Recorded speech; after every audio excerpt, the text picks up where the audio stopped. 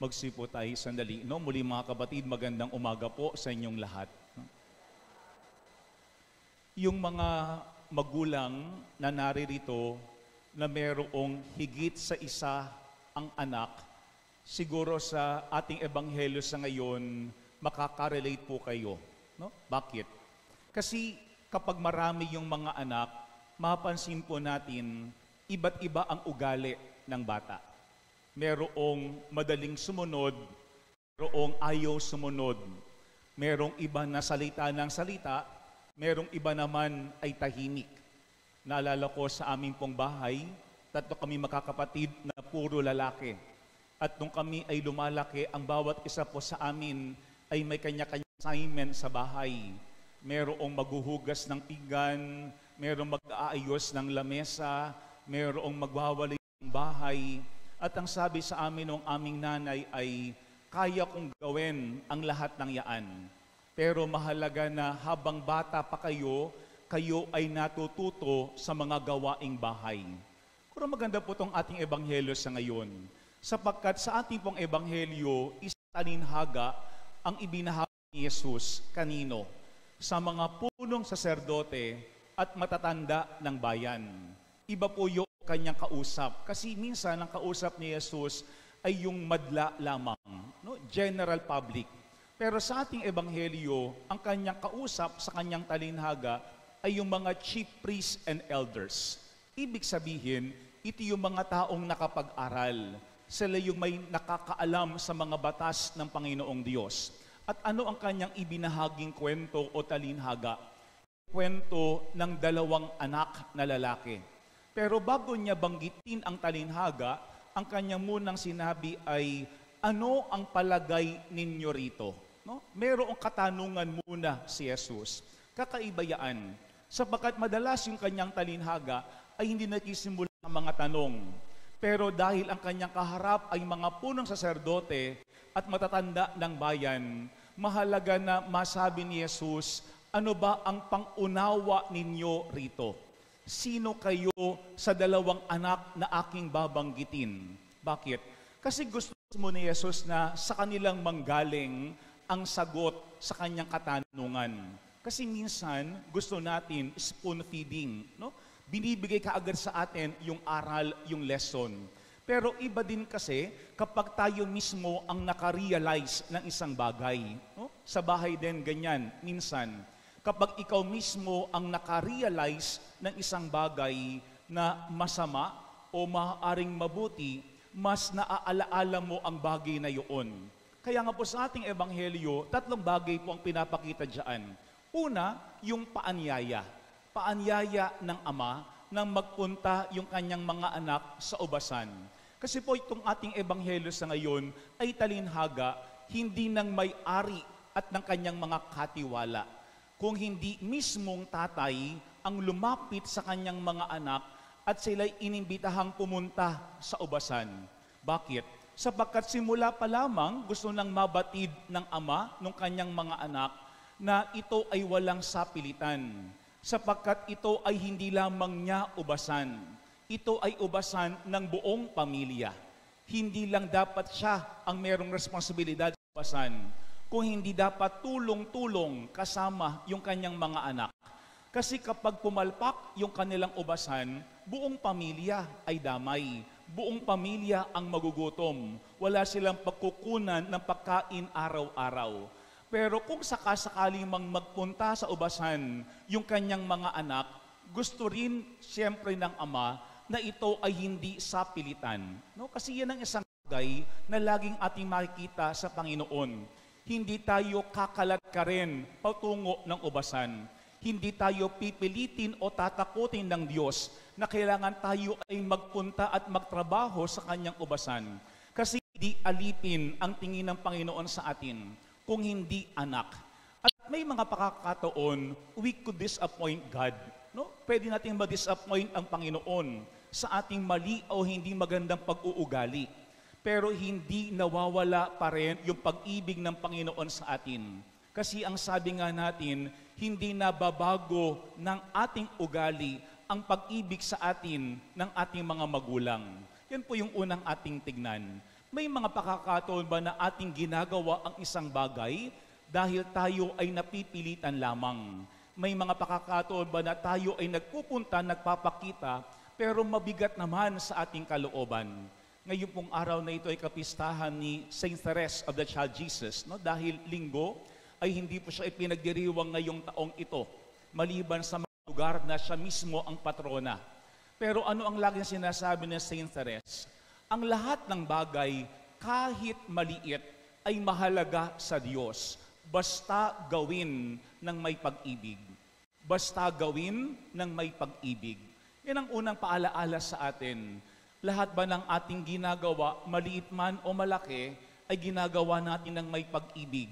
Kasi kapag mabigat yung ating kalooban, kapag tayo ay napipilitan lamang, wawalan ng saysay ng kapuluhan, kahit ang maganda na ating ginagawa. Una, tandaan natin, hindi tayo pipilitin ng Diyos. Hindi tayo kakalat ka rin ng Diyos. Hindi tayo tatakutin ng Diyos. Pero kapag tayo ay nagpakita sa ubasan ng Panginoon, siguraduhin natin na ginagawa natin yan ng may pag-ibig at ng may kalayaan. Una, paanyaya. Pangalawa, sa ating pong ebanghelyo, ating nakita yung pananalita. No? Sapagkat sa ating pong ebanghelyo, magkaiba yung sagot ng dalawang anak. Yung panganay ang sabi niya, ayaw ko po. Pero kalaunan, nagpunta naman. Yung pangalawang anak ang sabi niya, opo. Pero hindi naman sumipot. Kung magandang paalaala po yan sa atin. Kasi araw-araw, marami tayong ginagamit na salita. Hindi lamang para ipahayag yung ating saloobin. Pero yung ating pananalita ay magpapakita din ng ating pagkatao. Kung tayo ba tapat o hindi. Kapag tayo ba ay totoo o sinungalin. Sabi nga nung isang nabasa kong libro nung isang araw ay kapag yung ating salita ay hindi natin kayang sabayan ng kilos o ng gawa, yung ating salita ay pawang kasinungalingan lamang. Pero maganda po yung paanyaya sa atin. Kasi sa ating panahon ngayon, nauuso yung expression na nabudol. Pag sinabi nating nabudol, naloko. No? Napaniwala tayo. Kasi maganda yung salita. Kasi maganda yung pangako. Pero kalaunan, hindi naman na ipapakita mismo sa kilos o sa gawa. Yan po yung pangalawang ating tignan. Kamusta ba yung ating mga salita? Kapag tayo ba ay nagbitaw ng salita sa ating pamilya, sa iyong asawa, sa iyong anak, kaya mo bang ipakita yan mismo sa iyong kilos, sa iyong pamumuhay araw-araw? Yan po yung pangalawang punto ng ating ebanghelyo sa ngayon. Huwag magsasalita na hindi kayang sabayan ng gawa. Huwag mangangako na sa bandang huli ay bibiguin natin yung ating kapwa. Dati meron akong nabasang isang kwento, ewan ko na ibahay ko na po sa inyo ito. Meron do isang sundalo, siya ay nakikipagdigmaan, no? At ang kanyang ginawa, nilapitan niya yung kanyang commander-in-chief, no? Ang sabi niya, pwede po ba na puntahan ko yung aking kaibigan sa kabilang bayan? Kasi doon po siya naka-assign, no? Ang sabi ng commander-in-chief, baliwala ang pagpunta mo doon kasi panahon ngayon ng gyera. Pagpunta mo doon, sigurado patay na yung kaibigan mo. Ang sabi ng sundalo, hindi po, baka po pwedeng puntahan ko man lamang siya doon para makita po yung kanyang sitwasyon. Kakapilit, pinayagan ng commander-in-chief yung sundalo. Pagdating doon, nakikipagdigmaan yung kanyang kaibigang sundalo at siya ay matinding nasugatan. Pero after many hours, namatay yung kanyang kaibigang sundalo. Ang ginawa ng sundalo, umuwi, bumalik siya sa kanyang kampo. At sinalubong siya ng kanyang commander-in-chief. Ang sabi, o kamusta? Kamusta, nakit na ba yung kaibigan mo? Ang sabi niya, opo, pero namatay na po siya. Ang sabi ng commander-in-chief, di ba, ang sabi ko sa iyo, baliwala ang pagpunta mo doon. Kasi panahon ngayon ng giyera, siguradong patay na yung kaibigan mo. Ano ang sabi ng sundalo? Pero sir, nung dumating po ako doon, buhay pa yung aking kaibigan. At nakita pa niya ako. At nung siya'y tumingin sa akin, ang sabi niya sa akin, alam ko na ikaw ay pupunta. Alam ko na ikaw ay pupunta. Puro magandang paalaala yan sa atin. Kapag tayo ba ay tinignan ng ating pamilya, ng ating kapwa, Ano ba yung kanilang pwedeng sabihin sa atin? Alam ko, tapat ka sa iyong pangako. O baka ang kanilang sabihin ay, alam ko na sinungaling ka. Alam ko na hindi ka tapat sa iyong mga sinasabi araw-araw. Wala namang nangyayaring pagbabago sa iyo. Pero mga kabatid, yan ang pangalawang hamon ng ating ebanghelyo sa ngayon. Huwag tayo magsasalita na hindi natin kayang sabayan ng kilos o ng ating gawa. Kasi kapag ganoon, hindi tayo paniniwalaan ng ating kapwa, kahit marami tayong binaybitawang pangako sa kanila. Kaya nga may mga pakakataon, we cannot blame our family. We cannot blame other people for not believing in us. Balikan natin, baka meron tayong karanasan o yung ating kapwa na karanasan sa atin na ating hindi nasabayan ng kilos yung ating mismong salita. Pangatlo po at panghuli na punto ng ating ebanghelyo ay pagbabago. No? Kasi sa ating ebanghelyo, merong nangyaring pagbabago. Yung isa nga lang ay negative change. Yung isa ay positive change. Kasi yung isa ay nangako na pupunta pero hindi sumipot. Yung isa ay nagsabing hindi pero kalaunan nagbago at nagpakita sa ubasan. Pero ano ang sagot diyan ni Jesus? Sino sa dalawa ang sumunod sa kalooban ng kanyang ama? At mismong sa kanila nanggaling ang nakatatanda po. Bakit? Kasi yung nakatatanda, merong positive change. No? Yan po yung pangatlong ating tignan. Ang tao, tayo, may mga pakakataon, pwede namang magbago. No?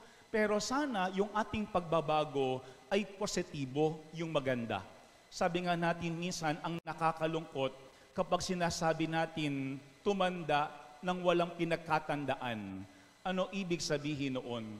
Hindi nagbabago ng maayos, hindi nagbabago ng positibo. Minsan sinasabi natin, bakit ganoon? Kung kailan tumanda, saka naging sinungalin.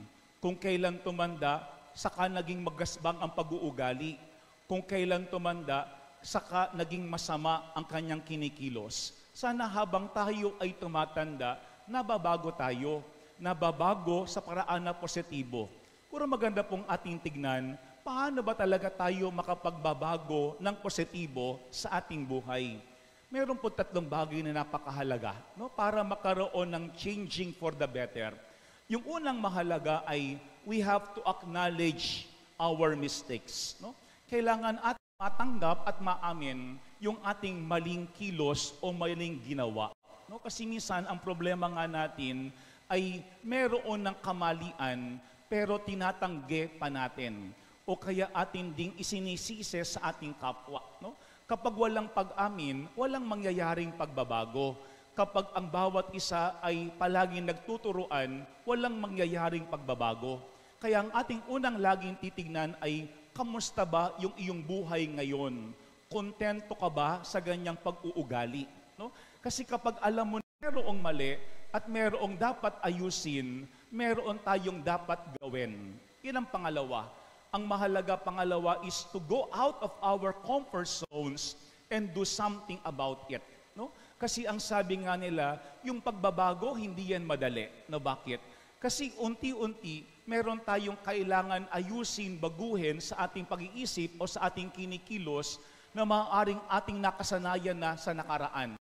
Tingin ko ang nakakalungkot, no? Kapag narinig natin mismo sa ating pamilya o sa ating kasama, hindi na magbabago yan. Yan na ang kanyang ugali noon pa. O nakakalungkot kapag sinasabi natin, ito na ako tanggapin niyo na lamang ako bilang ako. Kapag ganoon, talagang wala nang mangyayaring pagbabago. Bakit? Kasi wala na yung conscious change. No? Sapagkat yung change, hindi yung automatic. Kailangan talagang pinag-iisipan natin at ginagawa natin ng paraan para talagang unti-unti ay mabago tayo. Pero pangatlo, ang mahalaga rin is be with people who will help you change. No? Siguro magandang ating tingnan yung ating mga kasama araw-araw. Kasi kung gusto mong magbago, huwag mong sasamahan yung mga tao na hindi maganda yung ugali. Kasi magiging magkakapareho kayo. O kaya naman, huwag mong sasamahan yung mga tao na kukonsintihin ka. Pabayaan mo na lamang, huwag ka na lamang sumipot. Marami namang pupunta sa ubasan. Pero kapag ganito, yung mga nakapamod sa atin, talagang walang mababago sa atin. Kaya nga ito po yung pangalawa, be with people who will help you change. Baka ito yung mga tao na very upfront sa atin, sinasabi sa atin yung ating masamang ginagawa, pero ito yung mga taong talagang tapat at totoo sa atin. Kasi hindi ito yung mga tao na nambobola lamang sa atin. Siguro yan po yung paalaan ng ating ebanghelyo sa ngayon. Hindi lahat ng ating hinaharap ay mababago. Pero walang mababago sa ating buhay maliban na ito'y ating harapin. 3 bagay po ang hamon ng ating ebanghelyo. Una, paanyaya. Araw-araw aanyayahan tayo ng Diyos sa kanyang ubasan, pero sana kapag tayo ay sumipot, ang ating ginagawa ay may pag-ibig at kalayaan. Pangalawa, pananalita. Sana sa ating mga panalita, maging mas maingat tayo. Yung ating mga salita ay maging tapat para tayo mismo ay paniwalaan ng ating kapwa. At pangatlo, pagbabago. Bawat araw, mayroong pagkakataon ibinibigay para tayo ay makapagbago. Pero sana yung pagbabago ay tungo sa kabutihan, hindi tungo sa kasamaan. Sana sa ating pagbabago, tayo ay umuusad, hindi umuurong.